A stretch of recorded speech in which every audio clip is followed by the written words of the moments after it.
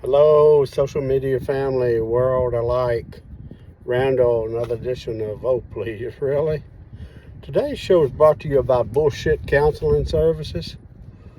We'll take your money and act like we care, but in truth and reality, we won't give you any advice. We won't give you anything you can use. We just don't give a shit. So, anyway, yeah. Some of that's true, But, talk about relationships. Good relationships are built on several cornerstones, right? I think there are 5 of them, actually. I think there's communication. I think there's honesty. I think there's trust.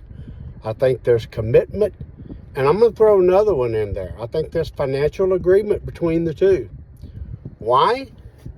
Why all of these things? Because it's usually one or more of these things that lead and cause divorces in this country.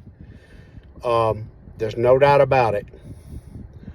If you don't have commitment, well, then something's going to come along that's going to tempt you, and you're not going to be disciplined enough to stick to your commitment and say, oh, this is what I'm going to do. No, I committed to her. Or no, with him saying, no, I'm committed to her saying I'm committed to him. Those are the cornerstones. Now, as far as, and you have to have understanding, right? You have to work as one, because daily life's going to throw different things at you. Are you going to work together as one to solve them, or are you going to disagree about how you should solve them? But sit down and talk. Decide what you're going to argue about, right? Set your rules for arguing. Believe me or not, don't argue off the spur of the moment and emotions. If you get too emotional, say, can we talk about this a little later? Because emotions will ruin your life if you let it. It'll dictate and rule over your mind and logic, okay? That's why you hear some people say, I'm too upset about this right now, we need to talk later. They're letting their emotions calm down. Work together as one. And you got to have rules if you want to argue about something. If you disagree, no name calling. Don't start calling each other bitch, bastard, whatever. Don't put each other down like that. Just argue the point you're arguing. And you have to decide who brings in, and this relates to who brings in the most in the relationship.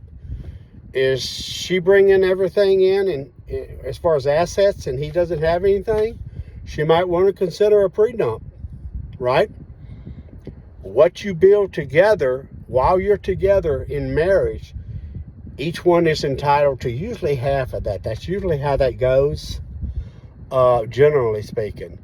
But if you're bringing nothing into the relationship, and I have to ask myself, if it's me, wow, do I want to risk everything with you in a state that's 50-50 community property laws if we divorce, and I have to give you something that you didn't even earn?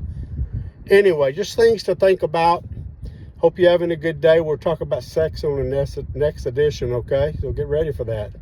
Talk to you soon. Bye.